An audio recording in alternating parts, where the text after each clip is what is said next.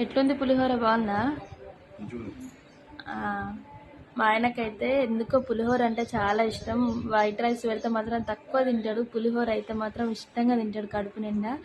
పులిహోరలో మామిడికాయ చట్నీ వేసుకొని అయితే తింటాడు, చాలా ఇష్టం ఆయనకైతే. పెరుగు కూడా పోసుకొని తింటాడు. మీరు ఎప్పుడన్నా పెరుగు పోసుకొని ట్రై చేసిరా? కామెంట్ చేయండి. మా ఆయన అయితే ప్రతిసారి పులిహోర అంటే ఇష్టం అని చెప్పేసి అయితే ఇక మనం బిర్యానీ ఎట్లా ఇష్టపడతామో మా ఆయన అయితే అంతకంటే ఎక్కువ పులిహోరని ఇష్టపడతారు.